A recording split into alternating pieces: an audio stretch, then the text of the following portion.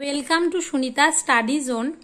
আজকে আমি আবার একটা নতুন সিরিজ নিয়ে চলে এসেছি। সেটা হলো এই যে দেখতেই পাচ্ছ তোমরা, পিএসসি ক্লার্কশিপের সিরিজ। এটা এর আগে বেশ কয়েকটা 8টা মতো আমরা পিএসসি মিসলেনিয়াসের প্র্যাকটিস সেট করেছি। সেখান থেকে জিকে করেছি 75টা করে জিকে এক একটা সেটে।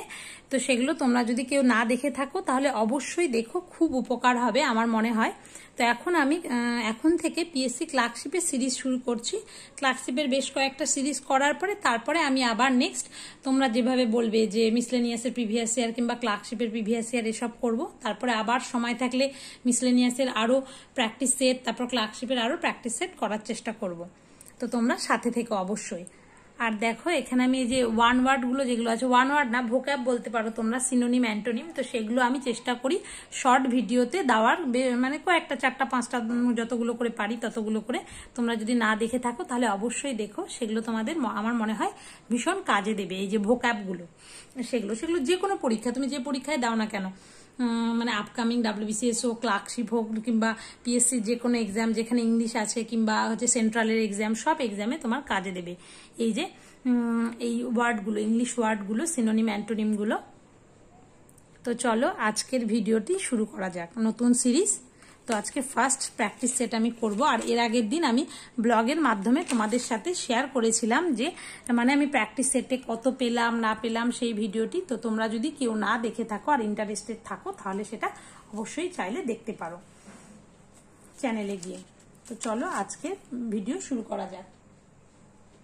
তো প্রথমেই আমরা বলে রাখি যে এই যে প্র্যাকটিস সেটটা করছি আমি, তো সেই প্র্যাকটিস সেটের মধ্যে আমাদের 40টা জিকের কোয়েশ্চেন থাকবে, 30টা ইংলিশের কোয়েশ্চেন আর 30টা ম্যাথের কোয়েশ্চেন। তো আমি যেটা কভার করার চেষ্টা করব, অবশ্যই জিকে তো করবোই 40টা, আর ইংলিশটাও করার চেষ্টা করব 30টা, এই টোটাল 70টা কোয়েশ্চেন।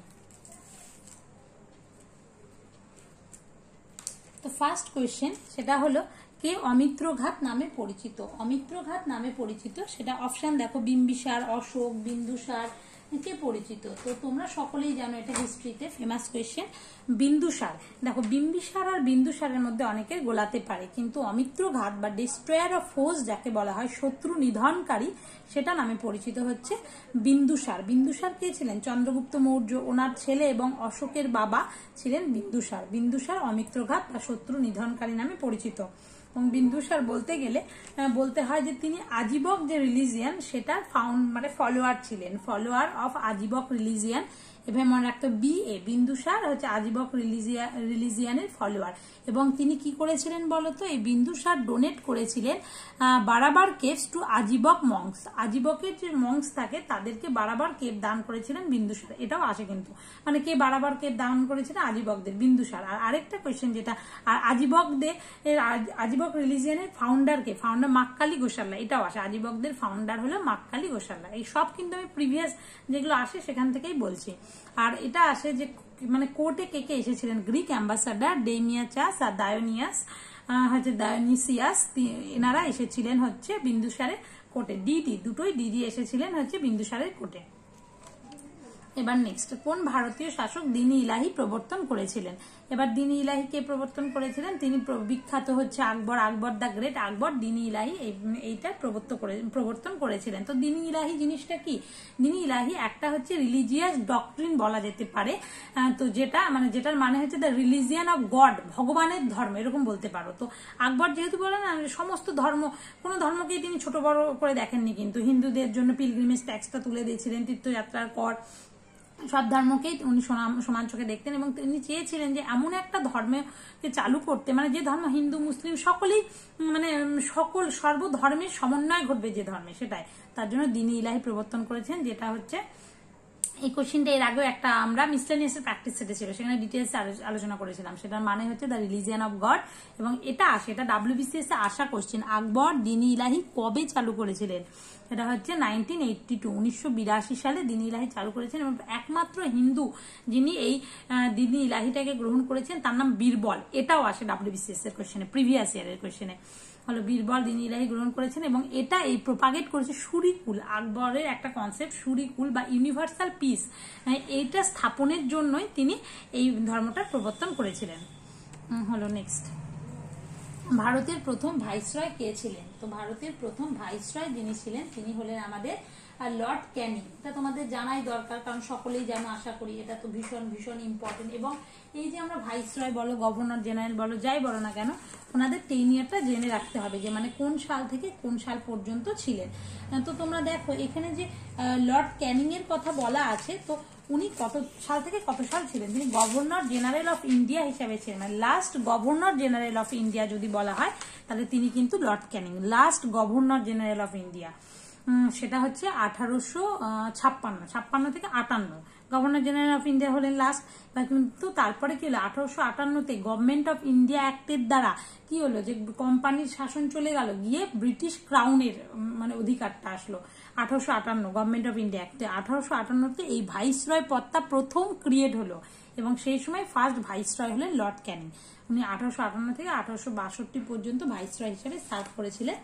আর ওনার সময় বিখ্যাত ঘটনা কি, যেমন হচ্ছে বলা যেতে পারে 1857 যে রিভল্ট অফ 87, 1857 যে মহাবিদ্রোহ, সে সময় ছিলেন হচ্ছে কে গভর্নর জেনারেল অফ ইন্ডিয়া। সে সময় তো ভাইসরয় পদটা আসেনি, গভর্নর জেনারেল অফ ইন্ডিয়া ছিল, এটা আসে 1857 মহাবিদ্রোহের সময়। কে গভর্নর জেনারেল অফ ইন্ডিয়া ছিলেন? সেটা ছিলেন লর্ড ক্যানিং। যেহেতু ওনার টেনিয়ারটা ওর জন্য বারবার বলছি কত সাল থেকে কত মনে রাখতে হবে, 1856 থেকে 62, 56 থেকে 58 পর্যন্ত গভর্নর জেনারেল অফ ইন্ডিয়া, 58 থেকে 62 পর্যন্ত ভাইসরয় হলো। The white mutiny takes place ওনার সময় হয়েছিল। তারপরে তোমার বলে উইথড্র ডক্ট্রিন অফ ল্যাপস বা সত্য বিলোপ নীতি, সেটা উইথড্র করে নেওয়া হয়েছিল ওনার সময়। চালু হয়েছিল কার সময় সেটা তোমরা আমাকে বলবে, ডক্ট্রিন অফ ল্যাপসটা। তারপর ইন্ডিয়ান কাউন্সিল অ্যাক্ট 1861, 1861 যে ইন্ডিয়ান কাউন্সিল অ্যাক্ট সেটা পাস হয়েছিল ওনার সময়। তারপর Indian penal code of criminal procedure, সেটাও পাস হয়েছিল, ইন্ডিয়ান আইপিসি যেটা, সেটাও পাস হয়েছিল 1860 ওনার সময়। তারপর ইন্ডিয়ান হাইকোর্ট অ্যাক্ট 1861, যদি বলে হাইকোর্ট অ্যাক্ট কার সময় পাস হয়েছিল, তাহলে সালটা মনে রাখতে হবে, হাইকোর্ট অ্যাক্টের সাল হচ্ছে 1861, আর 62 অব্দি লর্ড ক্যানিং ছিলেন, তার মানে ইন্ডিয়ান হাইকোর্ট অ্যাক্ট এটাও লর্ড ক্যানিং এর সময় হয়েছিল। তারপরে আর বলতে গেলে আর একটা ভীষণ ইম্পর্টেন্ট, সেটা হচ্ছে ইউনিভার্সিটিজ অফ ক্যালকাটা, বোম্বে আর মাদ্রাস, সেগুলোও তৈরি হয়েছিল লর্ড ক্যানিং এর সময়, সেটা 1857-তে ইউনিভার্সিটি অফ কলকাতা, বোম্বে আর মাদ্রাস, সেটাও তৈরি হয়েছিল লর্ড ক্যানিং এর সময়। তারপর ইন্ডিগো রাইটস, নীল বিদ্রোহ, যেটা 1859, 1859-60 চললো। নীল বিদ্রোহ কবে? 1859 থেকে 60, সেই নীল বিদ্রোহ ক্যানিং এর সময় হয়েছিল। তাকে এত ঘটনা হয়েছিল। মানে আমি কি করি বলতো, আইএনএম যখন পড়ি প্রথমেই এই গভর্নর জেনারেল ভাইসরয় এই মানে চ্যাপ্টারটা খুলে বসি, এটা পড়লেই যে পরপর সাল অনুযায়ী, হিস্ট্রি মানে তো সাল অনুযায়ী কি কি ঘটনা ঘটছে, ক্রনোলজি গুলোকে কানেক্ট করা, তো এটা পড়ে নিই আমি।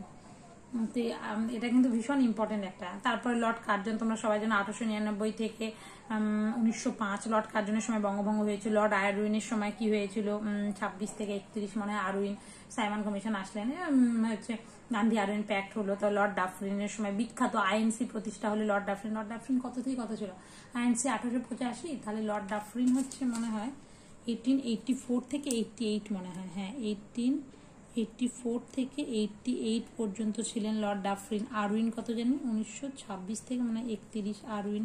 কার্জন কত বললাম জানি 1899 থেকে 1905 তো মনে হয়, তো দেখে নিও সালগুলা। হ্যাঁ এই তো এই 10 ইয়ার গুলো মনে রাখতে হবে, তাহলে কার সময় কি হয়েছিল সেটা খুব ভালোভাবে মনে থাকবে। নেক্সট, কোন পর্বতশ্রেণী মণিপুর ও রাজ্যকে নাগাল্যান্ড থেকে পৃথক করেছে? এবার মণিপুর আর নাগাল্যান্ড এই দুটোকে পৃথক করেছে বড়াইল। বড়াইল হচ্ছে এটা মণিপুর আর নাগাল্যান্ড, যেমন ওই যে 7 সিস্টার বলা হয়, ওইদিকে অরুণাচল প্রদেশ, তারপরে কি অরুণাচল প্রদেশ, আসাম, মেঘালয়, ত্রিপুরা, আর এদিকে অরুণাচল প্রদেশ হলো নাগাল্যান্ড, মণিপুর, মিজোরাম। হ্যাঁ এই 7টা 7 সিস্টার। এর মধ্যে মণিপুরে এত গন্ডগোল হলো তোমরা সকলেই জানো। তো এই মণিপুর থেকে নাগাল্যান্ডকে পৃথক, পোলো খেলা, এর আগের দিন পড়ছিলাম, পোলো খেলা originated in the Indian state of মণিপুরে অরিজিনেট হয়েছে, কিন্তু পার্সিয়া বা ইরান গোটা বিশ্বে, কিন্তু মণিপুরে এটা হয়েছে। মণিপুর কবে তৈরি হয়? 1972 তৈরি হয়। তারপর ক্যাপিটাল কি, এরকম নানান কিছু পড়েছিলাম যখন ওই মণিপুরে যখন অবস্থা খুব খারাপ চলছিল সেই সময়টায়। মণিপুর থেকে নাগাল্যান্ডকে পৃথক করেছে বড়াইল রেঞ্জ, সেটা highest hill range in Assam. সে বড়াইলটা হচ্ছে মণিপুর এবং নাগাল্যান্ডকে পৃথক করেছে। আর আরাকান মানে মায়ানমারের স্টেট। আর পাটকাই বুম বলে না, পাটকাই বুম ইন্ডিয়া মায়ানমার বর্ডারে যদি বলে পাটকাই কোথায় অবস্থিত? পাটকাই হচ্ছে ইন্ডিয়া মায়ানমারের বর্ডারে অবস্থিত পাটকাই বুম বলে না, পাটকাই রেঞ্জের আন্ডারে পাটকাই বুম পড়ে, তারপরে লুসাই পড়ে, গারো খাসি জয়ন্তিয়া পড়ে পাটকাই রেঞ্জের আন্ডারে। তো এই পাটকাইটা ইন্ডিয়া মায়ানমারের বর্ডারে অবস্থিত। আর লুসাই বা মিজো হিল, না লুসাই কোথায়? মিজোরামে মিজোরামে, তাই লুসাই হিল বা মিজো হিল বলা হয়। যদি বলে লুসাই কোথায়, লুসাই পর্বত হচ্ছে মিজোরামে অবস্থিত, লুসাই মিজোরাম, হ্যাঁ মনে রাখতে হবে। পাটকাই হচ্ছে ইন্ডিয়া মায়ানমার, ঠিক আছে। বড়াইন রেঞ্জ মণিপুর আর নাগাল্যান্ডকে পার্থক্য করেছে। এবার পীর পাঞ্জাল হিমালয় কোন অংশে অবস্থিত? এবার পীর পাঞ্জাল হিমালয় কোন অংশে অবস্থিত বলতে গেলে এটা ভীষণ ইম্পর্টেন্ট। পীর পাঞ্জালটা যে কতবার WBCS এসেছে, যে পীর Panjal range is located at কোথায় অবস্থিত পীর পাঞ্জাল রেঞ্জ? পীর পাঞ্জাল রেঞ্জটা অবস্থিত হচ্ছে মিডিল হিমালয়, বা যেটা আরেকটা নাম মিডিল হিমালয়, আরেকটা নাম কি সেটা হচ্ছে লেসার হিমালয়। সেই লেসার হিমালয়তে আমাদের পীর পাঞ্জাল রেঞ্জ অবস্থিত। এবং হচ্ছে এই যে লেসার মানে এই জিনিসগুলো আমাদের জানতে হবে, মানে কোথায় কোনটা অবস্থিত সেই জিনিসগুলো খুব ভালো করে জানতে হবে। যেমন গ্রেটার হিমালয়, গ্রেটার হিমালয়তে কি কি অবস্থিত, যত বড় বড় পর্বতশ্রেণী বলো না কেন, লঙ্গিটিউডিনাল সেকশন অফ হিমালয় যেগুলো, এই যে তোমার হচ্ছে এই যে উচ্চ হিমালয় মানে কি গ্রেটার হিমালয়, তারপর লেসার হিমালয়, আর হচ্ছে তারপরে আউটার হিমালয়, শিবালিক, আর ট্রান্স হিমালয়। তো লঙ্গিটিউডিনাল সেকশন অফ হিমালয় তার মধ্যে পড়ছে greater Himalaya, lesser Himalaya, outer Himalaya, আর ওইদিকে তো আলাদা ট্রান্স হিমালয়। তো এই যে গ্রেটার হিমালয় যেটাকে, সেটার আরেক নাম হচ্ছে হিমাদ্রি বা ইনার হিমালয় বা সেন্ট্রাল হিমালয়, গ্রেটার হিমালয় বা হিমাদ্রি, যেখানে তোমার যে হাইয়েস্ট পিক অফ ইন্ডিয়ার যে হাইয়েস্ট পিক গুলো, যেমন বলো মাউন্ট এভারেস্ট, তারপরে তোমার কাঞ্চনজঙ্ঘা, তারপর ধৌলাগিরি, নন্দা দেবী, নাগা পর্বত, এই সমস্ত কিছু, এগুলো হাইয়েস্ট পিক গুলো সব গ্রেটার হিমালয়তে অবস্থিত। তারপর বিভিন্ন যে পাসগুলো, যে বিভিন্ন পাস মানে তোমার ধরো বিভিন্ন যে বললাম যে পর্বতশ্রেণীগুলো এবং যে পাসগুলো অবস্থিত যেগুলো ভীষণ আসে, যেমন বারালাচলা পাস, শিবকিলা পাস, কোথায় হবে বারালাচলা, লোঠাং, শিবকিলাই, বারালাচলা আর হচ্ছে লাপচা আলা আর হচ্ছে শিবকিলা, এগুলা হিমাচল প্রদেশের পাস। তারপর থাংলা, নিতি, দিপুলেক, এগুলা লিপু উত্তরপ্রদেশের। তারপর নাথুলার, জেলেপলা, সিকিম, বুটজিলা, জজিলা, কাশ্মীর। এই যে ইম্পর্টেন্ট পাসগুলো বললাম, এই পাসগুলো কিন্তু তোমরা ইয়েতে পড়বে জানো, এই যে এই পাসগুলো এই তোমার হচ্ছে ম্যাপের মাধ্যমে পাস করলে, আমার এখানে মনে পাসের ম্যাপ করা ছিল নাকি, আমি পড়েছিলাম, কারণ ন্যাশনাল পার্কগুলো পড়েছি, আমার মনে হচ্ছে কি বলতো পাস, হ্যাঁ পড়েছি, পাসও পড়েছি আমি, কারণ আমার মনে হচ্ছে বিষয়টা। এই দেখো পাসের এই যে আমার ইম্পর্টেন্ট পাস, তার ম্যাপ, এইভাবে ম্যাপ পড়ে করে তোমরা পড়বে। লাদাখে কি কি পাস অবস্থিত, জম্মু কাশ্মীর যে লাদাখে আগিল পাস, তারপর এই যে তোমার এই যে পুরোটা লাদাখ, জজিলা পাস, এইসব বিখ্যাত জজিলা পাস যেটা শ্রীনগর থেকে লেকে কানেক্ট করেছে, এই সমস্ত পাস হচ্ছে লাদাখে কোনটা, জম্মু কাশ্মীর কোনটা, এই দেখো গোটাটা এটা পাসের আমার একটা ম্যাপ। তো এইভাবে তোমরা যদি একটা ম্যাপ করে নিতে পারো না, এর থেকে ভালো একদম স্টেট অনুযায়ী, একদম লাদাখ, জম্মু কাশ্মীর, হিমাচল প্রদেশ, উত্তরাখণ্ড থেকে শুরু করে রাজস্থান, মধ্যপ্রদেশ, একদম এইদিকে ইস্টের দিকে যা যা আছে সেগুলো থেকে আরম্ভ করে একদম সাউদার্ন পার্টে অবস্থিত সমস্ত পাসগুলো আমি এখানে ম্যাপের মাধ্যমে, যখনই পাস করতে ইচ্ছা করে তখনই ম্যাপটা একটু চোখ বলিয়ে নিলাম, তাহলে বারবার ওই পড়া মুখস্থ হবে না। মানে সবসময় না আমাদের কি মনে থাকে বলতো, আমাদের ইমেজগুলো মনে থাকে, আমরা যে পড়ি চোখ বন্ধ করে দেখতে পাই, অনেক বলে না চোখ বন্ধ করে বইয়ের এই পাতায় আছে পড়াটা, এইখানে আছে, তো একদম চোখ বন্ধ করে যেন দেখতে পাই। তার জন্য এইভাবে ম্যাপ করে পড়া ভীষণ ইম্পর্টেন্ট, জিওগ্রাফির ক্ষেত্রে অন্তত পক্ষে আমার কিছু কিছু ইম্পর্টেন্ট টপিক ম্যাপে করা আছে। তো হচ্ছে যাই হোক, একটা বলতে গিয়ে আমি অনেক কোয়েশ্চেন হয়ে যাচ্ছে। গ্রেটার হিমালয় বললাম পাস এবং ইম্পর্টেন্ট মাউন্টেন রেঞ্জ, আর যেটা বলতে আমি কোয়েশ্চেনটা বললাম সেটা পীর পাঞ্জাল রেঞ্জ। সেটা হচ্ছে মিডিল হিমালয় বা লেসার হিমালয় অবস্থিত। সেখানে বিভিন্ন রেঞ্জগুলো, যেমন শুধু পীর পাঞ্জাল না, যেমন ধুলাধর রেঞ্জ, তারপর পীর পাঞ্জাল, নাকটিব্বা, মহাভারত রেঞ্জ, মসৌরি রেঞ্জ, এই যে যা যা তুমি ঘুরতে যাচ্ছ সমস্ত জায়গাগুলো লেসার হিমালয় বা মিডিল হিমালয়। তার মধ্যে অন্যতম হচ্ছে পীর পাঞ্জাল, যেটা লেসার হিমালয়ে অবস্থিত।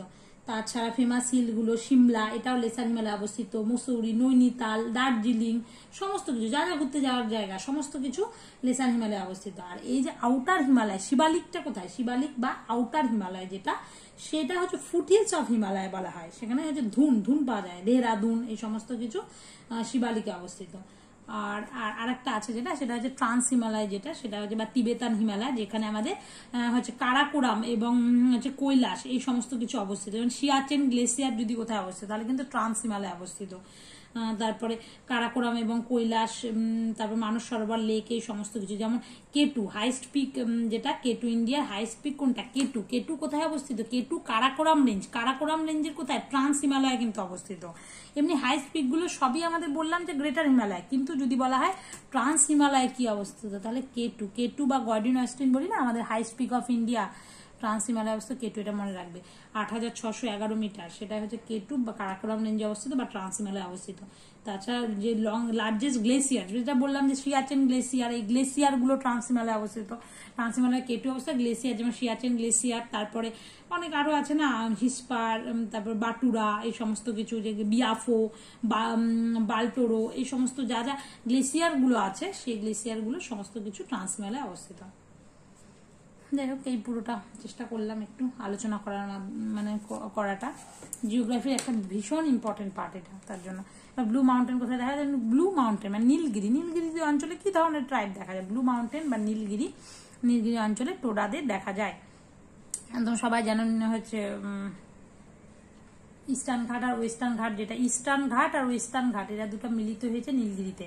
এখানে টোডা দেখা যায়। এবার টোডা শুধু দেখা যায় না নীলগিরিতে, টোডা, টোডা, কোটা, বাগাদা, কুরুম্বু, এই সমস্ত ট্রাইবাল গ্রুপগুলো দেখা যায়। তার নীলগিরিতে কি কি দেখা যায়? টোডা ছাড়াও টোডা, কোটা, এটা অ্যান্থ্রোতে পড়েছি আমরা। টোডা, কোটা, বাগাদা, কুরুম্বু, এগুলো সব নীলগিরিতে দেখা যায়।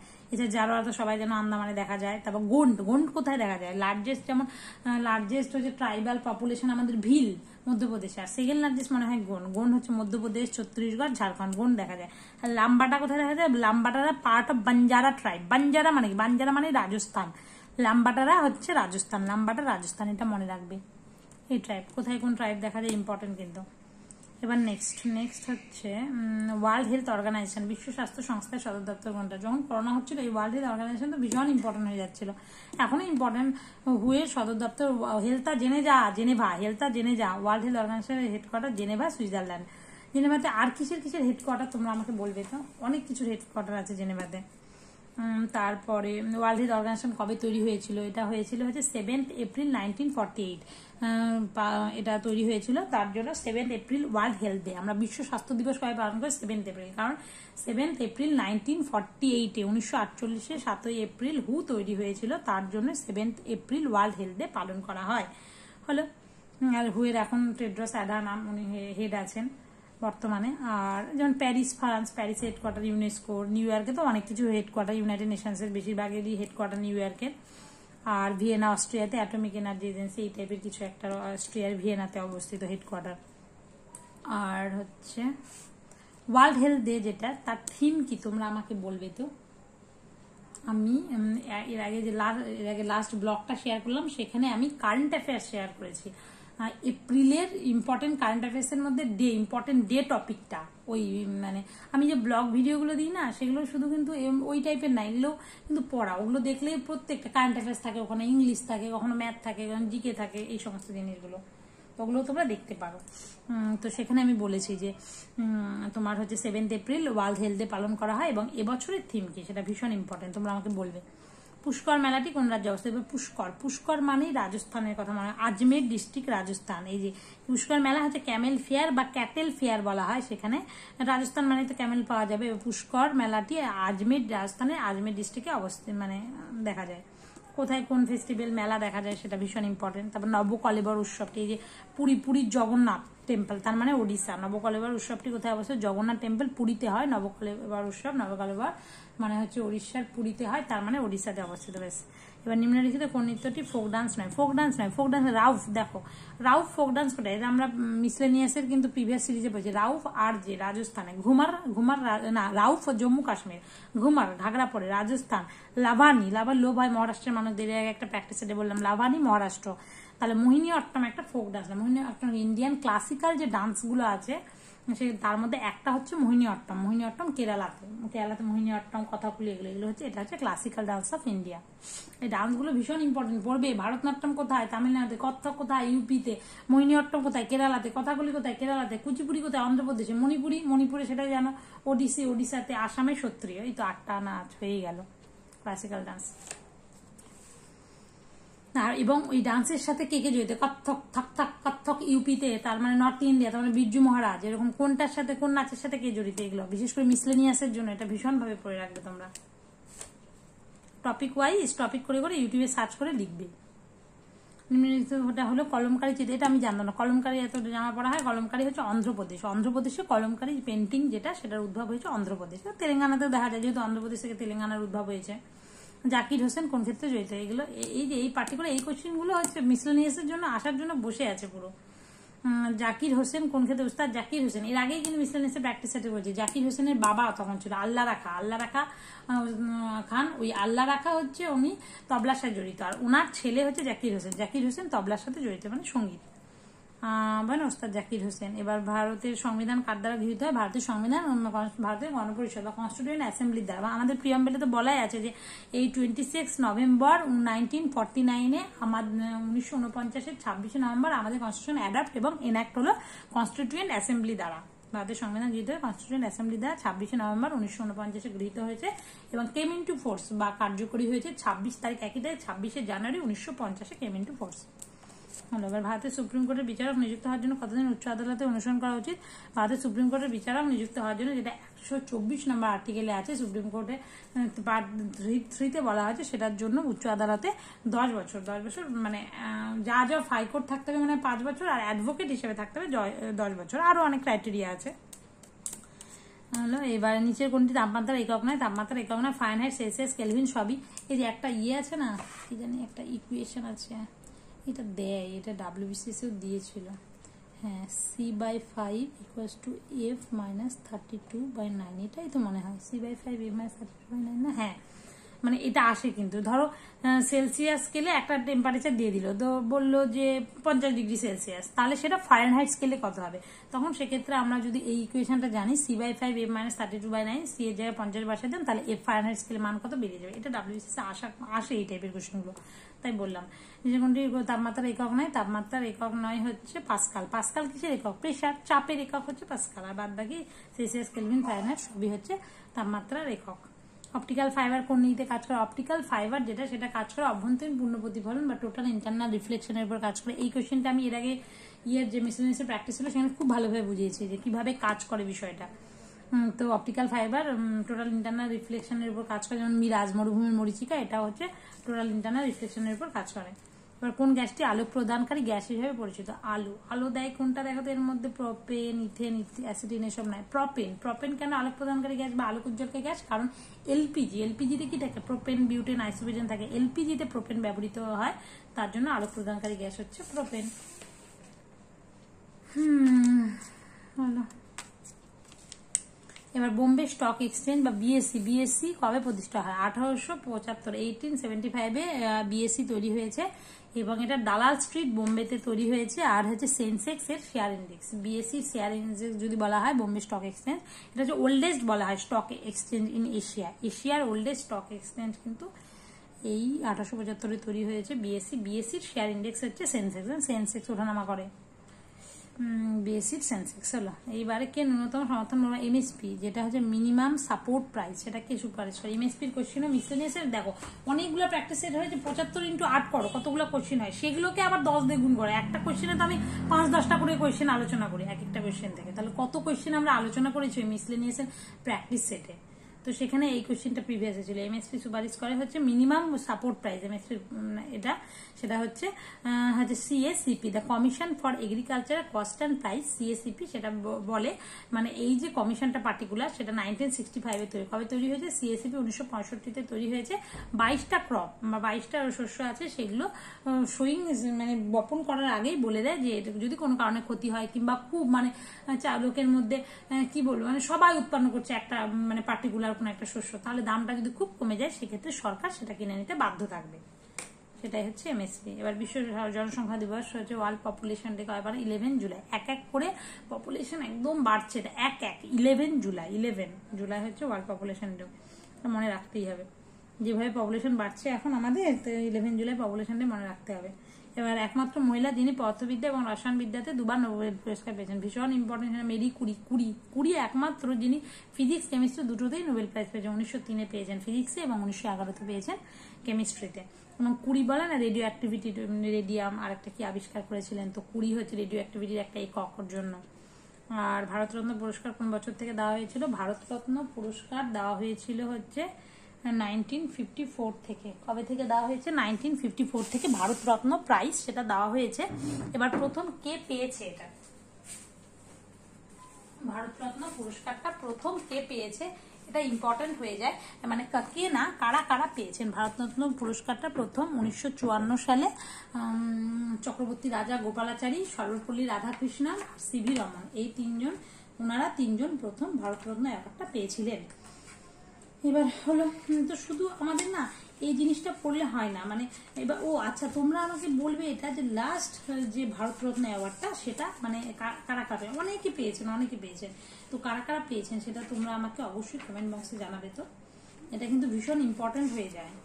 যে কোনো তোমার ধরো অ্যাওয়ার্ড বললে তাহলে প্রথম কে পেয়েছেন, কত সালে তৈরি হয়েছে, ফার্স্ট কে পেয়েছেন, এরকম ইয়াংগেস্ট কে পেয়েছেন, অনেক কিছু আছে। যেমন ভারতরত্ন সম্পর্কে বলতে গেলে এটা হচ্ছে highest civilian award of Republic of India. ইন্ডিয়ার হাইয়েস্ট সিভিলিয়ান অ্যাওয়ার্ড যদি বলা হয় সেটা হচ্ছে ভারতরত্ন। 1954 সালে তৈরি হয়েছে এবং এটা প্রথম তো পেয়েছে বললামই যে চক্রবর্তী রাজা গোপালাচারী, সর্বপল্লী রাধাকৃষ্ণন।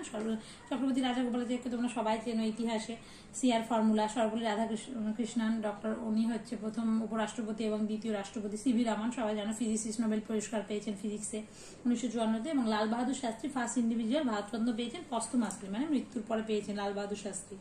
আর Sachin Tendulkar youngest recipient of Bharat Ratna. While social যদি বলা হয় যে ইয়াংগেস্ট রেসিপিয়েন্ট অফ ভারতরত্নের সবচেয়ে ছোট বয়সে কে পেয়েছেন, সচিন তেন্ডুলকর ইয়াংগেস্ট। আর Mother Teresa is the only naturalize citizen to get Bharat Ratna in 1980। একমাত্র ন্যাচারালাইজ সিটিজেন না, ন্যাচারালাইজেশনের মাধ্যমে সিটিজেনশিপ পেয়েছেন, সে ন্যাচারালাইজ সিটিজেন বললে মাদার টেরেসা।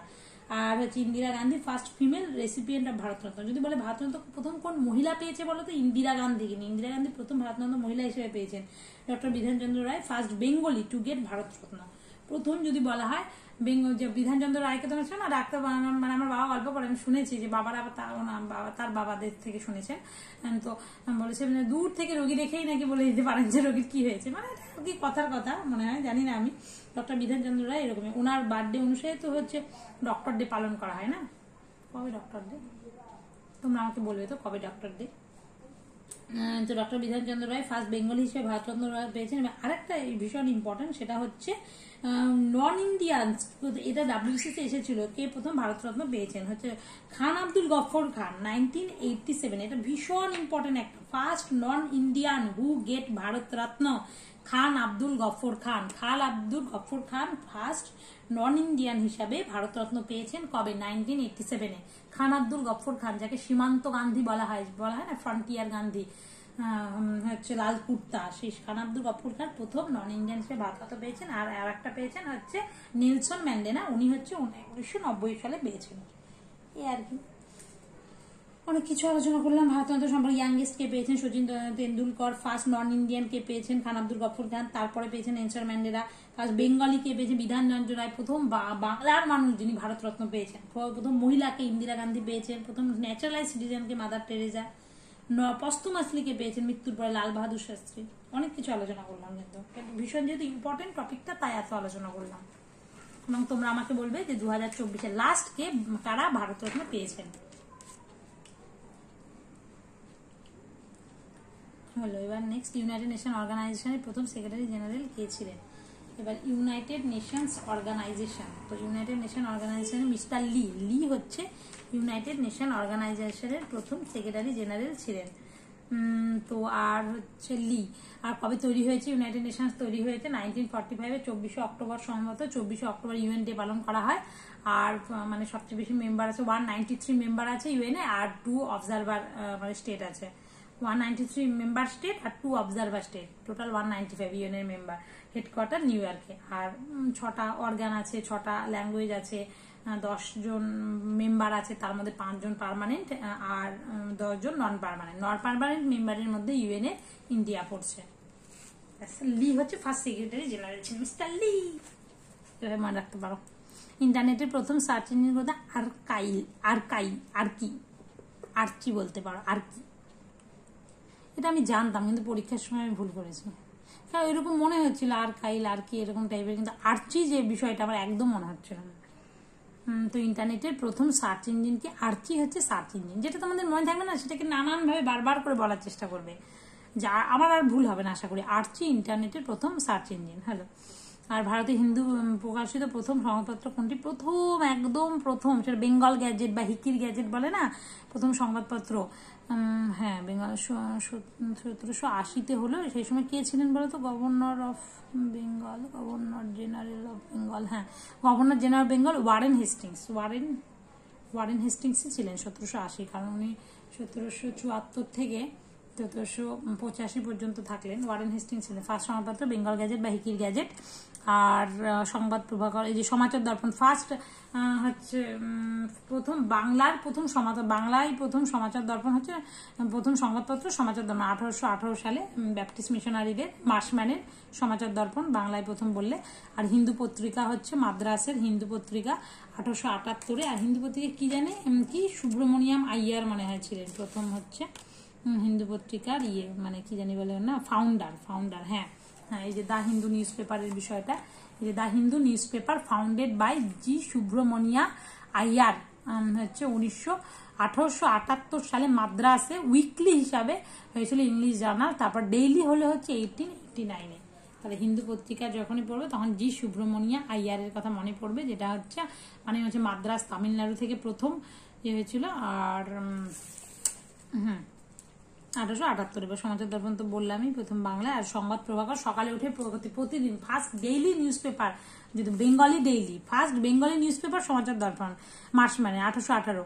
আর ফার্স্ট বেঙ্গলি ডেইলি মানে প্রতিদিন প্রভাতে উঠে সংবাদ পড়ে, তাই সংবাদ প্রভাকর এরকম। তাই first Bengali daily news paper বললে সংবাদ প্রভাকর হবে, যেটা ঈশ্বরচন্দ্র গুপ্তর। মানে বলবে না ঈশ্বরচন্দ্র হয়ে গেছে, প্রতিদিন সকালবেলা উঠে সংবাদ পড়ে, তাই সংবাদ প্রভাকর এটা হচ্ছে ঈশ্বরচন্দ্র গুপ্ত ডেইলি নিউজ পেপার বেঙ্গলি। নিমোনিক্সের মাধ্যমে মনে রাখতে পারো। রামচরিত কে লিখেছে? রামচরিতম সংস্কৃতে রামচরিতম, সেটা লিখেছেন হচ্ছে সন্ধ্যাকর নন্দী রামপালের কোর্টে ছিলেন। এখানে মানে কৈবর্ত রিভল্ট এই সমস্ত কিছু বলা আছে, কারণ উনি মানে কৈবর্ত রিভল্টটাকে করেছিলেন, রামপাল সাপ্রেস করেছিলেন। তো রামচরিতম সন্ধ্যাকর নন্দীর লেখা। আর রামচরিত মানস তুলসীদাসের লেখা। আর কালিদাসের লেখা বইতে তোমরা সকলেই জানো অভিজ্ঞান শকুন্তলম, তারপর আরো অনেক কিছু, রঘুবংশম, মালবিকাগ্নিমিত্রম, ঋতুসংহার, অনেক কিছু জানো। আর বানভট্ট কোথায় ছিল বলতো? হর্ষবর্ধনের রাষ্ট্রপতি বানভট্টের হর্ষচরিত, মানে হ্যাঁ তাই তো, বানভট্টের তো হর্ষচরিত। এই আর কি, সবার বইগুলো জানতে হবে। নেক্সট, ভারতের রেপো রেটকে ঘোষণা করেন। রেপো রেট হচ্ছে রিজার্ভ ব্যাংক অফ ইন্ডিয়া ঘোষণা করেন। রেপো রেটটা কি? বর্তমানে রেপো রেট কত চলছে বলতো? 6.5%। Repo rate is the interest rate at which central bank of India, যেটা ইন্ডিয়ার ক্ষেত্রে হচ্ছে আরবিআই, সেটা lens money to commercial bank at a shortfall of money, যদি কখনো শর্টফল অফ মানি হয় অন শর্ট টার্ম বেসিসে। তার মানে কি? রেপো রেটটা কি? রেপো রেট হচ্ছে এমন একটা রেট যে রেটে আরবিআই, মানে আমাদের ইন্ডিয়ার ক্ষেত্রে আর যে কোনো দেশের কেন্দ্রীয় ব্যাংক, মানে ইন্ডিয়ার ক্ষেত্রে আরবিআই তার কমার্শিয়াল ব্যাংকগুলোকে শর্ট টার্ম বেসিসে যদি টাকার প্রয়োজন হয় সেক্ষেত্রে টাকা ধার দেয়, সেটাই হচ্ছে রেপো রেট। বর্তমানে 6.5%। এবার রেপো রেট কেন প্রয়োজন? মানিটারি পলিসির ক্ষেত্রে এর জন্যই প্রয়োজন, ইনফ্লেশনটাকে কন্ট্রোল করার জন্য রেপো রেট প্রয়োজন। যদি দেখে যে বাজারে খুব ইনফ্লেশন হচ্ছে, মুদ্রাস্ফীতি হচ্ছে, তখন সেক্ষেত্রে কি করবে? আরবিআই রেপো রেটটাকে বাড়িয়ে দিবে। তাহলে বাড়িয়ে দিলে কি? রেপো রেট যদি বাড়ায়, তার মানে কি? রেপো রেট মানে কি? যে রেটে কমার্শিয়াল ব্যাংকগুলো আরবিআই থেকে টাকা ধার নিচ্ছে, তো বাবা আরবিআই রেটটাই ইন্টারেস্ট রেটটাই বাড়িয়ে দিচ্ছে, তাহলে কি করবে? কমার্শিয়াল ব্যাংকগুলো আরবিআই থেকে অত রেটে টাকা ধার নেবে না। এবার কমার্শিয়াল ব্যাংকের হাতে যদি মানি সাপ্লাই কম আসে, তাহলে সেখান থেকেই তো আবার আমরা সাধারণ পাবলিকরা তো কমার্শিয়াল ব্যাংকগুলো থেকে টাকা ধার নিই, যেমন হতে পারে বিভিন্ন রকমের ব্যাংক হতে পারে, তো ব্যাংক থেকে আমরা টাকা ধার নিই। এবার কমার্শিয়াল ব্যাংক যদি বেশি ইন্টারেস্ট দিতে হবে ওই ভয়ে আরবিআই থেকে টাকা না নেয়, তাহলে কমার্শিয়াল ব্যাংকের হাতে টাকা কম থাকে। কমার্শিয়াল ব্যাংকের হাতে যদি টাকা কম থাকে, মানি সাপ্লাই কম থাকে, তাহলে আমাদের হাতেও টাকাটা কম থাকবে, তাহলে অটোমেটিক্যালি ইনফ্লেশন বিষয়টা কমে আসবে। তার জন্য রেপো এটা আসে ভীষণ, যে রেপো রেটটাকে কি করে? বাড়াতে হবে ইনফ্লেশনটাকে কন্ট্রোল করতে গেলে। ইকোনমিক্স না এমন একটা জিনিস, যদি বুঝে পড়ো না তবেই হবে, যদি মুখস্থ করতে যাও জীবনে মনে থাকবে না ইকোনমিক্স। হ্যাঁ, স্ট্যাটিক পোর্শন তুমি মনে রাখতেই পারো, সেটা আলাদা বিষয়, কিন্তু তোমার হচ্ছে কিছু জিনিস যেগুলো বুঝে পড়তে হয়, বিশেষ করে বিসিএস মেইনসের ক্ষেত্রে এটা ভীষণ কাজে দেয়। আর মানে ব্যাংকিং সিস্টেম তো পড়তে হবে, ইকোনমিক্স পড়তে গেলে প্রথমেই ব্যাংকিং সিস্টেম পড়তে হবে। এই সমস্ত মানিটারি পলিসি যা রেট আছে, repo rate, reverse repo rate, তারপরে এমএসএফ বলো, ব্যাংক রেট বলো, যা আছে, ওপেন মার্কেট অপারেশন বলো, এই সব কিছু পড়তে হবে। কখনো যদি আলোচনা করি তা তোমাদের সাথে না টপিক ধরে আলোচনা করলে এগুলো সুবিধা হয়।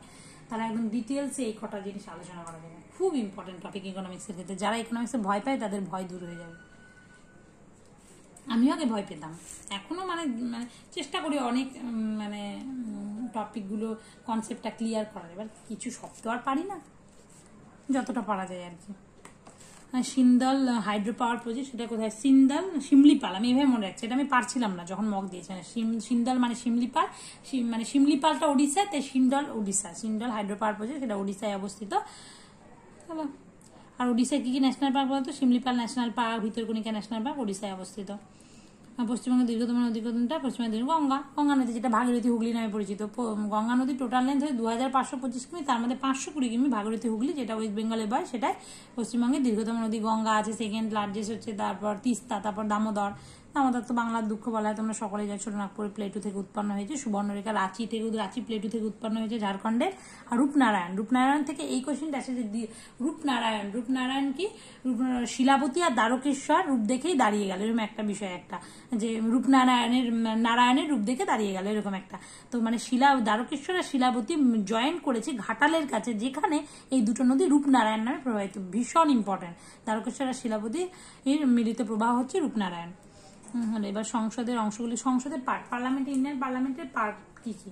আর্টিকেল 79, এই আর্টিকেলে বলা হয়েছে যে আমাদের একটা ইউনিয়নের ক্ষেত্রে একটা পার্লামেন্ট থাকবে, এবং there shall be a parliament for ইউনিয়নের ক্ষেত্রে একটা পার্লামেন্ট হবে, হুইচ কনসিস্ট অফ মানে আপার হাউস তার মানে তোমার হচ্ছে council of states, lower house মানে house of people, and president of India, এটা বলা আছে। মানে আর্টিকেল 79 বলা হয়েছে যে আমাদের পার্লামেন্ট থাকবে, আমাদের একটা ইউনিয়নের ক্ষেত্রে পার্লামেন্ট থাকবে, এবং পার্লামেন্টে লোকসভা, রাজ্যসভা এবং রাষ্ট্রপতি নিয়ে গঠিত হবে। ব্যাস, এটুকুই গল্প।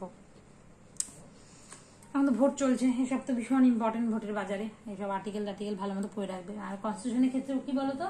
যে কনস্টিটিউশনের ক্ষেত্রে দ্য কনস্টিটিউশন অফ ইন্ডিয়া, আমি একটা কিনে এনেছি ওই এখানে কলেজ স্ট্রিট থেকে, একটা বিশাল বড়, যেখানে সমস্ত কিছু মানে একটা পেজ, বিশাল বড় পেজ, আর্ট পেপারের মতো অনেক বড়। তো তার মধ্যে যত আর্টিকেল সব লেখা, আর্টিকেল অ্যামেন্ডমেন্ট, তোমরা পারলে পরে না এটা কিনে নেবে, তাহলে খুব কাজে দেবে তোমাদের। মাঝে মাঝেই দেখবে পড়তে কিংবা ভালো লাগছে না একটু চোখ বুলিয়ে নিলে, এরকম সব সাবজেক্টে চেষ্টা করবে কেনা। আমার যেমন হিস্ট্রিতে আছে ওটা ক্রনোলজি মেনটেন করার জন্য, তারপরে কনস্টিটিউশন আছে, জিওগ্রাফিতে থাকবেই, এই আর কি। এবারে হচ্ছে নেক্সট, নিম্নলিখিত কোন ভাষাটি অষ্টম তপশিলের অন্তর্গত না? 8 শিডিউল। এবার যদি বলে ল্যাঙ্গুয়েজ কত নাম্বার? 8 শিডিউল। এবং ল্যাঙ্গুয়েজ হচ্ছে পার্ট 17 মনে হয়, হ্যাঁ পার্ট 17, এবং আর্টিকেল কত দ্বারা? 217 যদি হয়, 18তে এমার্জেন্সি হচ্ছে 352 থেকে শুরু, তার মানে ওটা 343 থেকে তাহলে 352 তো 351, হ্যাঁ 351 পর্যন্ত আছে। ল্যাঙ্গুয়েজ এইগুলো না কনস্টিটিউশনের ক্ষেত্রে কোন পার্টে কি আছে, কোন আর্টিকেল থেকে কোন আর্টিকেলের মধ্যে কোনটা আছে, কোন শিডিউলে গিয়েছে, পুরো মাথায় থাকতে হবে, যাকে বলে মুখস্থ থাকতে হবে একদম।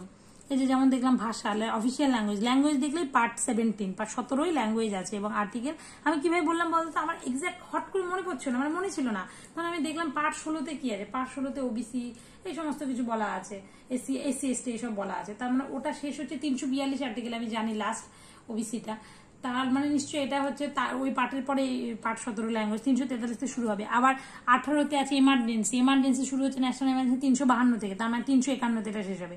পার্টিকুলার এটা মনে ছিল না, তার আগেরটা এবং তার পরের পার্ট এবং আর্টিকেল মনে ছিল, সেখান থেকে এটা করে নিলাম। এইভাবেই মনে রাখতে হবে বিষয়গুলো। তো ল্যাঙ্গুয়েজ যেটা আছে সেটা অষ্টম তপশিলের অন্তর্গত নয়, সেটা হবে ফার্সি। দেখো 8 শিডিউলে যে প্রথমে অরিজিনালি এটা ভীষণ আসে, অরিজিনালি 8 শিডিউলে 14টা ল্যাঙ্গুয়েজের কথা ছিল, 14 ল্যাঙ্গুয়েজ ছিল। তারপরে ধীরে ধীরে অ্যামেন্ডমেন্ট হয়ে বর্তমানে আমাদের 8 শিডিউলে কতগুলো ল্যাঙ্গুয়েজ আছে বলতো? 8 শিডিউলে আমাদের ল্যাঙ্গুয়েজের সংখ্যা 22টা ল্যাঙ্গুয়েজ আছে, তার মধ্যে ফার্সি নেই। কোনটা কবে অ্যাড হয়েছে? যেমন সিন্ধি অ্যাড হয়েছে 21st অ্যামেন্ডমেন্ট অ্যাক্টের দ্বারা, 21তম অ্যামেন্ডমেন্ট অ্যাক্টের দ্বারা 1967-এ সিন্ধি অ্যাড হয়েছে, একটা অ্যাড হলো, 14 থেকে 15 হলো, তারপর আরো 3টা অ্যাড হয়েছে, সেটা হচ্ছে 71st, হ্যাঁ 71তম কনস্টিটিউশন অ্যামেন্ডমেন্ট অ্যাক্ট 1992, সেটার দ্বারা অ্যাড হয়েছে কোঙ্কনি, মণিপুরি, নেপালি, তাহলে 15 থেকে 16 তে 18টা হলো। আর হচ্ছে 71, 21, 71, আর একটা হ্যাঁ 92তম অ্যামেন্ডমেন্ট অ্যাক্ট 2003, সেটার দ্বারা বোডো, ডোগরি, সান্থালি, মৈথিলি এই 4টা অ্যাড হয়েছে। 18টা হয়েছিল, আর 4টা 22টা। এইভাবে এগুলো তো এই যে কোন অ্যামেন্ডমেন্টের দ্বারা কোন ল্যাঙ্গুয়েজ অ্যাড হয়েছে ভীষণ ইম্পর্টেন্ট। আর আগে কত অরিজিনালি কনস্টিটিউশনে 14টা ল্যাঙ্গুয়েজ হয়েছিল, বর্তমানে অফিসিয়াল ল্যাঙ্গুয়েজ ছিল, বর্তমানে সংবিধান স্বীকৃত 22টা ভাষা আছে, কোনটা কোন অ্যামেন্ডমেন্টে আসছে ভীষণ ইম্পর্টেন্ট, পড়ে নেবে। বললামই তো, নিম্নলিখিত কোনটি হৃদযন্ত্র এবং শ্বাস প্রশ্বাসের গতিপ্রবাহকে নিয়ন্ত্রণ করে? আমাদের হার্টবিট, আমাদের ব্রিদিং, আমাদের বিপি সব কিছু নিয়ন্ত্রণ করে মেডুলা অবলাঙ্গাটা। একদম মস্তিষ্কের একদম নিচের দিকে, যেখানে সুষুম্না স্নায়ুর সাথে এই যে আমাদের মস্তিষ্কের সাথে যেখানে স্পাইনাল কর্ডের যে কানেকশন, নিচের দিকে কানেকশন, যেখানে স্পাইনাল কর্ডটা মস্তিষ্কের সাথে জয়েন করছে, যেখানে কানেকশন হচ্ছে, সেইটাই হচ্ছে মেডুলা অবলাঙ্গাটা, যেটা আমাদের ব্রিদিংটাকে কন্ট্রোল করে। সেটা মেডুলা অবলাঙ্গাটা মস্তিষ্কের the base of our brain অবস্থিত। আমাদের সুষুম্না স্নায়ুর সংখ্যা কত বলতো? স্পাইনাল কর্ডের সংখ্যা 31 পেয়ার। সুষুম্না স্নায়ুর সংখ্যাটা ভীষণ আসে। আমাদের স্পাইনাল কর্ডের সংখ্যা 31 জোড়া, আর কর্টিক স্নায়ুর সংখ্যা হচ্ছে 12 জোড়া। নেক্সট হচ্ছে সচিন তেন্ডুলকর, সচিন তেন্ডুলকর 100তম আন্তর্জাতিক সেঞ্চুরি কোন দেশে বিদ্যমান? সচিন তেন্ডুলকর একমাত্র এবং প্রথম যিনি 100টা ইন্টারন্যাশনাল মানে ক্রিকেটের ক্ষেত্রে 100 সেঞ্চুরি করেছে। এটা বাংলাদেশের বিরুদ্ধে 2012তে করেছিল। 100টা সেঞ্চুরি, মানে সমস্ত কিছুতে ওরা 100 সেঞ্চুরি আছে, মানে 100টা সেঞ্চুরি ইন্টারন্যাশনাল লেভেলে করেছে, ভাবা যায় একমাত্র।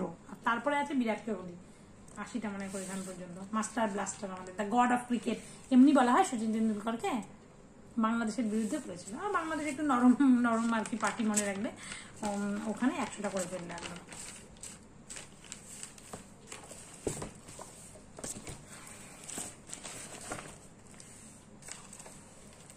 এবার next botanical survey of India, তার হেডকোয়ার্টার কোথায়? Botanical survey of India headquarter হচ্ছে কলকাতাতে। আর ওই যে বোটানিক্যাল গার্ডেন মানে ইন্ডিয়ান বোটানিক্যাল গার্ডেন, যেটা শিবপুর হাওড়াতে অবস্থিত, ইন্ডিয়ান বোটানিক্যাল গার্ডেন শিবপুর হাওড়াতে অবস্থিত, 1787-এ অপারেটেড বাই, সেই বোটানিক্যাল গার্ডেনটাকে, হাওড়ার শিবপুরে বোটানিক্যাল গার্ডেনটাকে অপারেট করে বোটানিক্যাল সার্ভে অফ ইন্ডিয়া, যার হেডকোয়ার্টার হচ্ছে কলকাতাতে। এইবারে ভারতের কফি বোর্ডের সদর দপ্তর কোথায়? এবার কফি মানে কি? Coffee leading producer of coffee হলেই কর্ণাটক, তাহলে কফি বোর্ডের সদর দপ্তর নিশ্চয়ই কর্ণাটকেরই কোথাও হবে, তাহলে কর্ণাটকের ব্যাঙ্গালোরে। আর coffee research institute Chikmagalur district আছে কর্ণাটকের, যে সেন্ট্রাল কফি রিসার্চ ইনস্টিটিউট, সেটা চিকমাগালুর ডিস্ট্রিক্ট কর্ণাটকের চিকমাগালুরে অবস্থিত, এটাও আসে। আর ভারতের বৃহত্তম উল উৎপাদনকারী রাজ্য কোনটা? উল হচ্ছে উৎপাদনকারী রাজ্য হলো রাজস্থানে হচ্ছে উল উৎপাদন। এটা মনে রাখবে যে দেখো, রাজস্থানের লোকজন উল পড়বে না, এত গরম, তাই উল উৎপাদনকারী রাজ্য হচ্ছে রাজস্থান ফার্স্ট। আর মাই মাদার অ্যাট 60, এই বইটা লিখেছে কে? এটা স্ট্র্যাটেজিকে এটা কমলা দাস লিখেছে, মানে 66, মানে উনি একজন বিখ্যাত লেখিকা, এবং হচ্ছে মানে ওনার মা, মানে উনি ছোটবেলা থেকে মাকে একরকম দেখেছেন, যখন বয়স হয়ে যাচ্ছে সে সময় মাকে দেখে উনি মানে এই বইটা লিখেছিলেন, যে 66 এই সময়টা তো মহিলাদের অনেক পরিবর্তন হয়, মানে ছোটবেলার মা আর বড়বেলার মায়ের মধ্যে তো অনেক পরিবর্তন আছে, এরকম ভাবে লিখেছিলেন। মাই মাদার অ্যাট 66 কমলা দাস লিখেছেন। পশ্চিমবঙ্গের ব্র্যান্ড অ্যাম্বাসাডার হিসেবে থাকে কারেন্ট অ্যাফেয়ার্স, এটা 2023-এই। পশ্চিমবঙ্গ মানে পশ্চিমবঙ্গকে মানে রিপ্রেজেন্ট করে মানে সৌরভ গাঙ্গুলি, আমাদের দাদা। পশ্চিমবঙ্গের ব্র্যান্ড অ্যাম্বাসাডার সৌরভ গাঙ্গুলি। সম্প্রতি মহিলা কারেন্ট অ্যাফেয়ার্স, লাস্টে তো 3-4টা কারেন্ট অ্যাফেয়ার্স থাকবেই। সম্প্রতি মহিলাদের হকি এশিয়া কাপে কোন দলকে পরাজিত করে ভারত চ্যাম্পিয়ন হয়েছে? হকি এশিয়া কাপে হচ্ছে থাইল্যান্ডকে পরাজিত করে, থাইল্যান্ডের ব্যাংকক, সেই থাইল্যান্ডকে পরাজিত করে ভারত চ্যাম্পিয়ন হয়েছে হকি এশিয়া কাপ মহিলাদের। খেলার খবরটা না একটু মনে রাখতে হবে, কি করো খেলার খবরে আমি খুব একটা ইন্টারেস্ট পাই না, কারেন্ট অ্যাফেয়ার্স হিসেবে মনে রাখতে হবে। আর থাইল্যান্ডের থাই ভাট, কারেন্সি হচ্ছে ভাট। আর সম্প্রতি রেভান্ত রেড্ডি কোন রাজ্যের মুখ্যমন্ত্রী পদে শপথ নিলেন? রেভান্ত রেড্ডি উনি হচ্ছে তেলেঙ্গানার রেড্ডি নাম শুনে আমি রেড্ডি নাম শুনে অন্ধ্রপ্রদেশ থেকে তো তেলেঙ্গানা হয়েছে, তেলেঙ্গানার রেড্ডি, তেলেঙ্গানার মুখ্যমন্ত্রী পদে শপথ নিলেন। আর এই অন্ধ্রপ্রদেশ থেকে তেলেঙ্গানা রাজ্যটা কবে হয়েছে বলতো? 2 জুন 2014 এটা আসে। তেলেঙ্গানা কবে তৈরি হয়েছে? 29 স্টেট হিসেবে তৈরি হয়েছিল না তেলেঙ্গানা, তো তেলেঙ্গানা রাজ্যটা তৈরি হয়েছে 2 জুন 2014। মানে একটা যে কোনো কিছু তুমি যদি কারেন্ট অ্যাফেয়ার্স পড়ো না, সেখান থেকে স্ট্যাটিক জিকেটা সেখানে মিল করে পড়তে পারবে। এটা মানে এটা একটা মানে সুবিধা, যে কোনো কারেন্ট অ্যাফেয়ার্স পড়ো সেখান থেকে যত রকম হয় তেলেঙ্গানার রেটে সবটা পড়ে রাখতে হবে। আমি তো এখন বললাম যে কবে তৈরি হয়েছে সেটা। তো যাই হোক, তো এবার তোমাদের এই যে জিকে পিএসসি ক্লার্কশিপের 40টা জিকে শেষ হলো।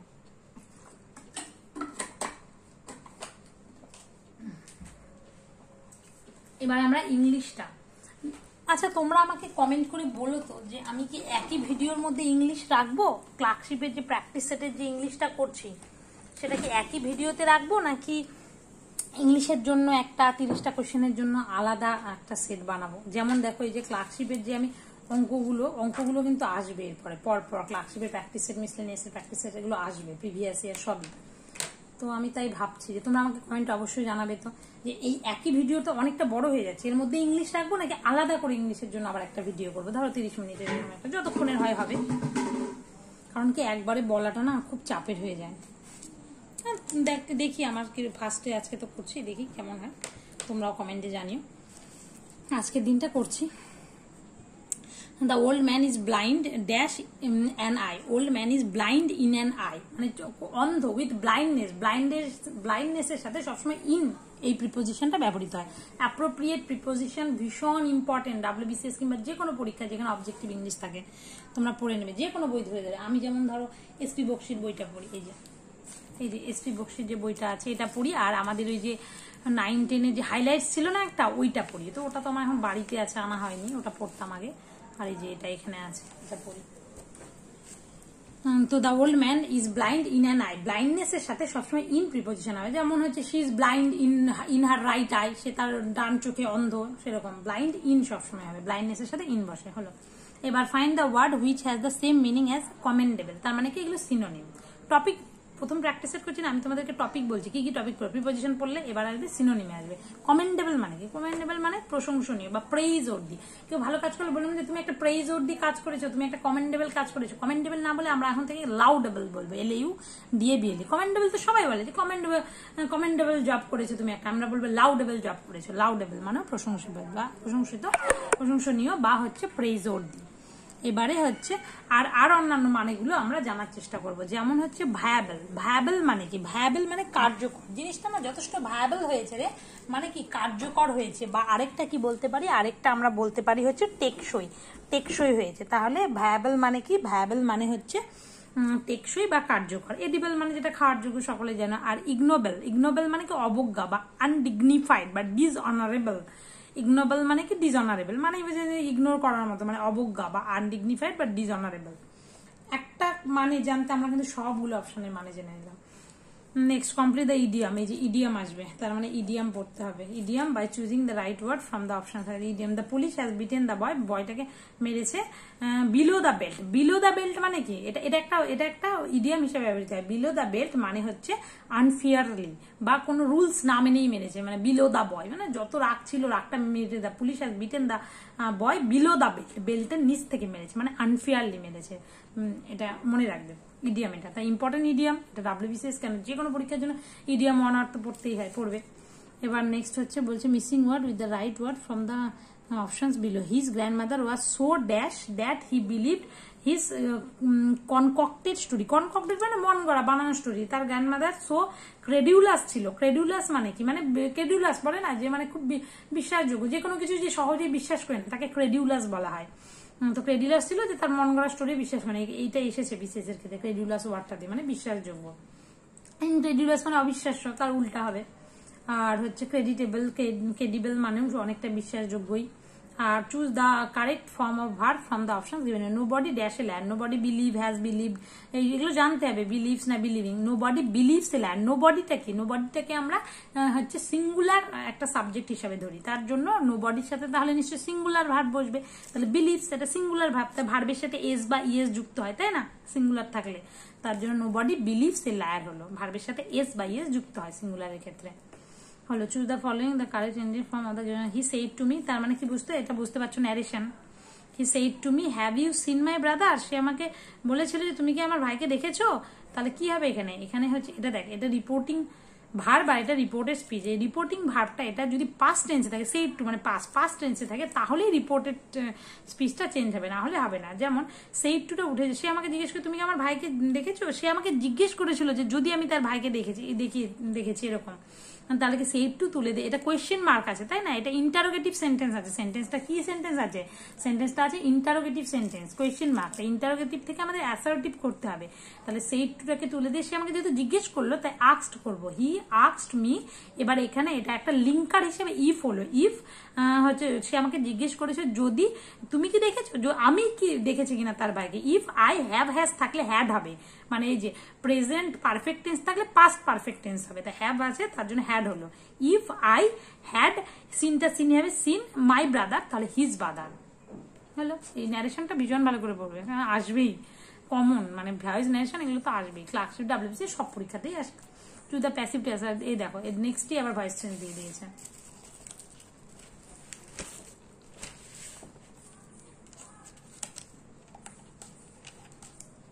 ভয়েসটা কি আছে দেখে নিই আমরা।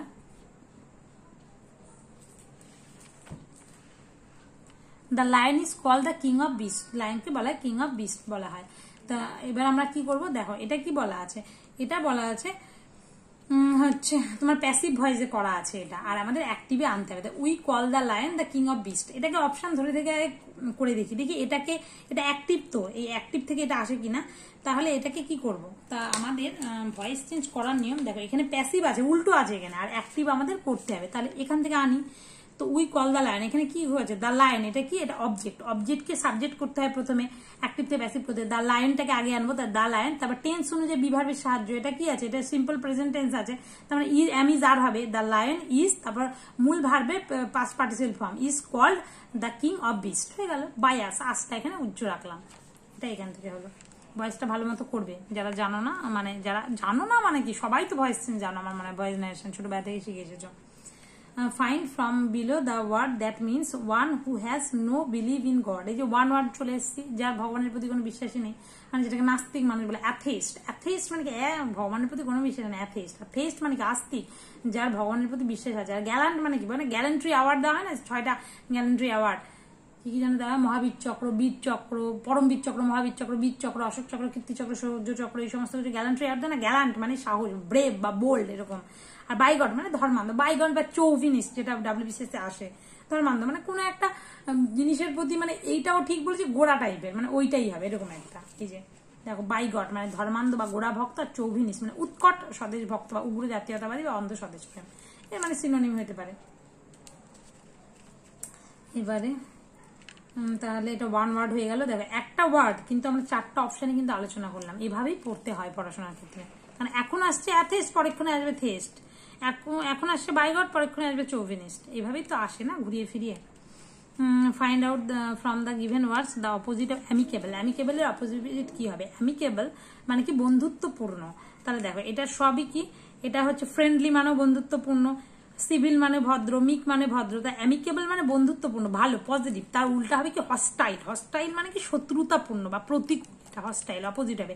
অ্যামিকেবল বা অ্যামিয়েবল সব মানে বন্ধুত্বপূর্ণ, তার অপোজিট হবে হস্টাইল। এবার find from the below the word that means vicious. Vicious মানে কি খুব ভায়োলেন্ট বা ডেঞ্জারাস এই টাইপের। ভিসিয়াস মানে হচ্ছে সিনিস্টার বা অশুভ বা এভিল এরকম। তাহলে ভিসিয়াস মানে কি, ভিসিয়াস মানে হচ্ছে আমাদের যেটা খুব ভায়োলেন্ট হয়, যেটা মানে হবে হচ্ছে সিনিস্টার। আর বেনিভলেন্ট মানে কি, খুব বেনিভলেন্ট পার্সন, কাইন্ড। আর মরাল মানে তো তোমরা সকলেই জানো, অনেস্ট মানে তো জানোই। এইবারে the old man has dash deficiency and needs a hearing add. Old ম্যানের কিসের ডেফিসিয়েন্সি আছে, এবং হচ্ছে হিয়ারিং এড, তার মানে কি শোনায় প্রবলেম আছে। শোনায় প্রবলেম থাকলে তখন অরাল, AURL, অরাল মানে কি কান, ইয়ার রিলেটেড প্রবলেম অরাল হয় না, সরি হ্যাঁ অরাল, AURL অরাল হয়, ইয়ার কান রিলেটেড প্রবলেম হলে অরাল হয়। আর এরিয়াল মানে এয়ার, আর ওরাল মানে তো মাউথ। ফাইন্ড আউট, এগুলো আসে, এটা বিসিএসে আসে। Find out the appropriate word that the fits the underline part of the sentence. এবার the gang of robbers enter the bank by force. একদম এন্টার করলো, জোরে করে প্রবেশ করলো। ব্রোক ইন্টু মানে কি একদম ভেঙে ঢুকলো। এগুলো পড়তে হবে। এই যে ফ্রেজাল ভার্ব বলে এগুলোকে। ব্রোক ইন্টু মানে কি, ব্রোক আউট মানে কি, ব্রোক থ্রু মানে কি, ব্রোক ডাউন মানে কি, এই যে যত ফ্রেজাল ভার্বগুলো আছে এই সমস্ত কিছু কিন্তু পড়তে হবে তোমাদের। আর প্রতিদিন 10টা করে পড়া, বিশেষ করে ক্লার্কশিপের জন্য তোমরা সকলেই চেষ্টা করবে রোজ 10টা করে পড়া। আমি আসলে একসময় পড়তাম, এখন আর পড়া হয় না। এগুলো হয় ওই আর কি, মাঝে মাঝে যখন দরকার একটু পড়লাম। কত পড়া যায় বলো। যেমন তোমার ধরো এই যে এসপি বক্সিতে এগুলো সব পেয়ে যাবে তোমরা। না আপনি হাইলাইটের দুটো মিলেমিশে পড়বে, আমি তো তাই পড়তাম। এন্টার্ড মানে ব্রোক ইনটু মানে ভেঙে ঢোকা। এবার ব্রোক আউট মানে কি, কোনো একটা বলে না, এই যে যখন করোনা হলো তখন বললাম যে ব্রোক আউট মানে ছড়িয়ে পড়লো, স্প্রেড, কোনো কিছু একটা কোনো যুদ্ধ বা এপিডেমিক বা ফায়ার বা রায়ার সেটা ছড়িয়ে পড়লো। যেমন the fear that AIDS has broken out in India is not unfounded. Broken out, broke out মানে কি ছড়িয়ে পড়া, স্প্রেড করা। তাহলে ব্রোক আউট মানে কোনো কিছু, যেমন করোনা ছড়িয়ে পড়েছিল গোটা বিশ্বে, ব্রোক আউট মানে স্প্রেড বা ছড়িয়ে পড়া। হলো। এবার ব্রেক থ্রু, ব্রেক থ্রু মানে কি, ব্রেক থ্রু মানে হচ্ছে there is no hope of break through in the murder case, মানে ডিসকভার এ সিক্রেট, সিক্রেটটা অতটা ইম্পর্টেন্ট নয়। আর ব্রোক ডাউন মানে কি ইমোশনাল কোলাপস বা স্টপ ফাংশনে, while giving evidence in the court she broke down, সে ভেঙে পড়লো, মানে ব্রোক ডাউন হলো মানে একদম নিয়ে পড়লো, মানে ভেঙে পড়লো, ইমোশনালি খুব ভেঙে পড়লো, সেটা মানে ব্রোক ডাউন, ইমোশনাল কোলাপস হলো একটা।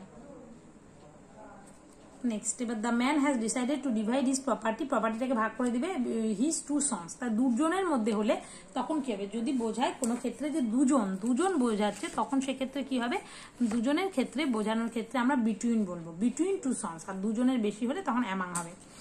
আর দে আর পেন্টিং দ্য, এবার এই যে অ্যাক্টিভ প্যাসিভ, এটা ভীষণ important, voice change, they are painting the wall, তাহলে কি হবে, এই যে দ্য ওয়াল, এখানে কে, এখানে অবজেক্ট কে, অবজেক্ট হচ্ছে এটা হচ্ছে দ্য ওয়াল, তাহলে অবজেক্টকে, ভয়েস চেঞ্জের নিয়ম কি, অবজেক্টকে সাবজেক্ট করতে হবে, তাহলে দ্য ওয়াল। তারপর টেন্স অনুযায়ী বিভার্বের সাহায্য লাগবে, এখানে কি টেন্স, এটা প্রেজেন্ট কন্টিনিউয়াস টেন্স, তাহলে দ্য ওয়াল। এবার এম ইজ আর থাকলে নিয়ম হচ্ছে am being, is being, are being বসে, তাহলে দ্য ওয়াল প্রথমে হলো, অবজেক্টকে সাবজেক্ট আনলাম, আর আছে তার জন্য দেখো সাবজেক্ট অনুযায়ী বিভার্বের সাহায্য, ওয়াল এটা কি হচ্ছে সিঙ্গুলার, তার জন্য ইজ হলো, দ্য ওয়াল ইজ বিং, এই যে এম ইজ আর এর বদলে ইজ বিং হলো, ইজ বিং, তারপর মূল ভার্বের পিপিপি মানে পাস্ট পার্টিসিপেল পেন্টেড, তারপর বাই আনতে হবে, উইথ যেমন যেটা বসে সেরকম বাই, তারপরে সাবজেক্টকে অবজেক্ট করতে হবে দেম। এটাই হচ্ছে ভয়েস চেঞ্জের নিয়ম। ভীষণ ভালো করে ভয়েস চেঞ্জ গুলো পড়ে নেবে তোমরা। It has been raining dash 3 hours, 3 ঘন্টা ধরে বৃষ্টি হচ্ছে, কোনো একটা পিরিয়ড অফ টাইম বোঝাচ্ছে, তাহলে ফর 3 আওয়ার্স হবে। আর কোনো একটা পার্টিকুলার টাইম থেকে বোঝালে, মানে 3টা থেকে বৃষ্টি হচ্ছে, তখন সিন্স 3 PM এরকম বলতাম আমরা। ফর মানে পিরিয়ড অফ টাইম, সিন্স মানে particular time. What is the time by your watch, by your watch, তোমার ঘড়িতে কটা বাজে, বাই ইউর ওয়াচ, এটা বিসিএস প্রিলিমিনারি কোয়েশ্চেন, এটা আমি প্রিলিমিনারি দিতে গিয়ে দেখেছি এই কোয়েশ্চেনটা। What is the time by your watch, তোমার ঘড়িতে কটা বাজে, ওয়াচ মানে বাই ইউর ওয়াচ হবে, মনে রাখতে হবে। She or a new dress on her birthday, তার বার্থডেতে সে একটা নতুন ড্রেস পরেছিল। তার পড়া মানে কি, পড়া মানে পুট অন মানে পরিধান করা, আর পুট আউট মানে কি নেভানো, এক্সটিংগুইশ করা, পুট অ্যাসাইড মানে পুট অ্যাসাইড করে রাখলো মানে কি তোমার ধরো সরিয়ে রাখলো।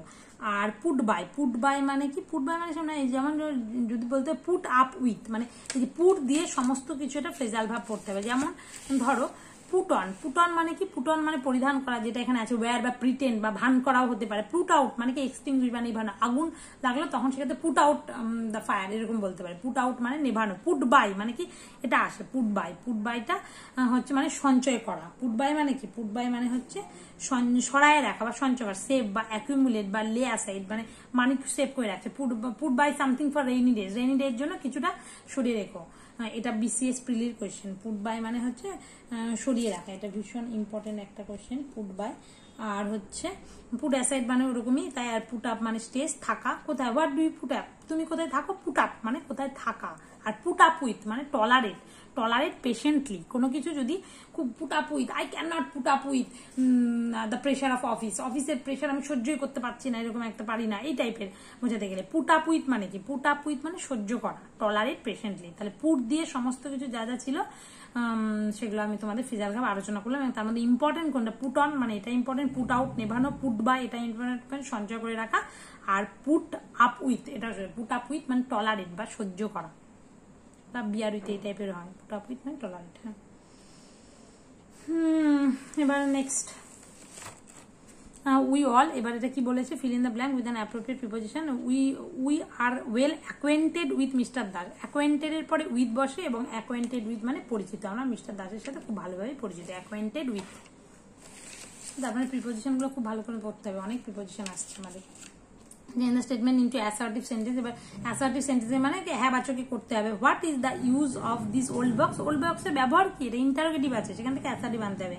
বললো যে পুরানো বক্সটার কি ব্যবহার আছে, বললো যে না কোনো ব্যবহারই নেই, this old bags is of no use, এটা হবে assertive sentence। এগুলো পড়তে হবে, কিভাবে ইন্টারোগেটিভ থেকে অ্যাসার্টিভ সেন্টেন্স করা যায়। The man deals in rice, rice নিয়ে ডিল ইন করা, ডিল ইন মানে কি ব্যবসা করা, ডিল ইন মানে ব্যবসা করা, আর ডিল উইথ মানে বিহেভিয়ার, এটা বিহেভ করা।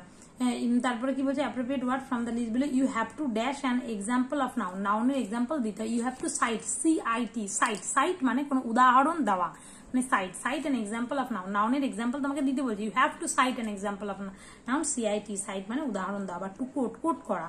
আর সাইট মানে জানো যে কোনো একটা স্থান, আর সাইট মানে তো দেখা, এরকম একটা বিষয় বোঝায়।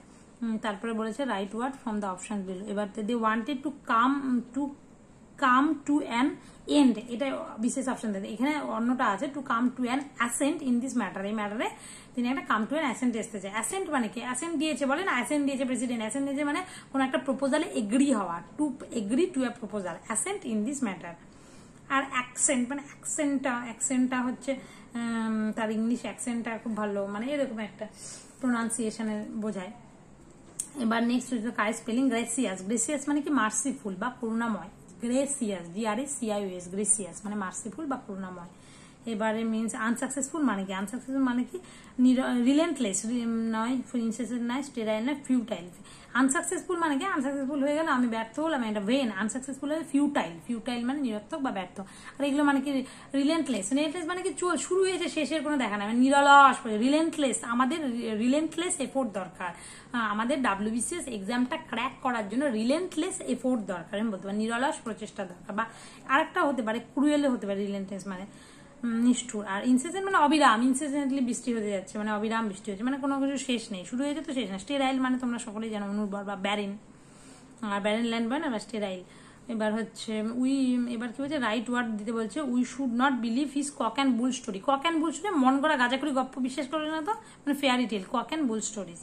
এবারে বলেছে appropriate preposition, whom are you fighting for, কার জন্য তুমি ফাইট করছো, whom are you fighting for, fighting for হয় whom are you fighting for. এবার choose the correct spelling from the options below. এবার কোনটা আছে, পাস্টিওর, পাস্টিওর মানে কি, পাস্টার মানে হচ্ছে চারণভূমি বা তৃণক্ষেত্র, মেডো, মেডো, পাস্টার বা মেডো, এটা মানে চারণভূমি, PASTURE।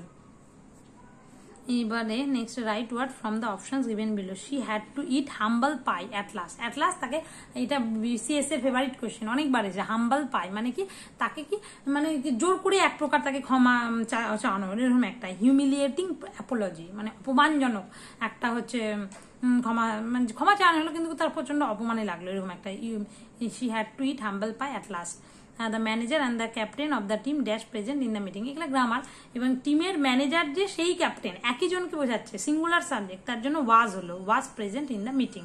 Manager and the captain of the team মানে যেই ম্যানেজার সেই ক্যাপ্টেন, তার জন্য ওয়াজ হলো, singular verb, was present in the meeting হলো। এবারে next underline word with the correct similar meaning from the given below, they were provided with sufficient food during ওয়ারের সময় তাদের সাফিসিয়েন্ট ফুড দেওয়া যায়। সাফিসিয়েন্ট মানে কি পর্যাপ্ত, এখানে কি হবে সিনোনিম চেয়েছে, তাহলে সাফিসিয়েন্ট মানে অ্যাডিকুয়েট, অ্যাডিকুয়েট মানে পর্যাপ্ত, অ্যাডিকুয়েট বা এনাফ, সাফিসিয়েন্ট মানে প্রচুর, পর্যাপ্ত যতটা প্রয়োজন ততটা, এরকম একটা। আর অ্যাডিকুয়েট পর্যাপ্ত বা এনাফ, তাহলে তার অপোজিটকেও এগুলো সব দেওয়া। মিগ্রে, এই যে মিগ্রে মানে লিটল বা স্ক্যান্টি, আর মানে অল্প পরিমাণ। দ্য ডেফিসিট মানে তো জানো শর্টেজ বা ডেফিসিট বা স্কারসিটি। আর সাবসিকুয়েন্ট মানে কি পরবর্তী, নেক্সট বা সাকসেসিভ। একটা ওয়ার্ডের জন্য এটার সিনোনিম এটা, কিন্তু অনেকগুলো ওয়ার্ডের মানে জানা হলো। তো এটা একটা। আর হচ্ছে এই যে এই ম্যাথগুলো আমি করেছিলাম, মানে যখন এক্সাম দিই তখন তো নিজেই করছিলাম আর কি। তো ক্লার্কশিপের মোটামুটি শেষ হয়ে গেল প্র্যাকটিস সেটটা। তোমার হচ্ছে 40টা জিকে এবং 30টা ইংলিশের কোয়েশ্চেন। তো তোমাদের কেমন লাগলো এই প্র্যাকটিস সেটটা, যেটা আমি নতুন শুরু করেছি, এবং এটা কন্টিনিউ করবো কিনা সেটা তোমরা অবশ্যই কমেন্ট বক্সে জানাবে। আর যদি তোমাদের ভালো লাগে আমার এই প্রচেষ্টাটা, তাহলে অবশ্যই ভিডিওটা লাইক করবে, বন্ধুদের মধ্যে শেয়ার করবে, আর চ্যানেলটা যদি সাবস্ক্রাইব করা না থাকে তাহলে অবশ্যই সাবস্ক্রাইব করে দিও। আজকের মতো এখানেই, ধন্যবাদ।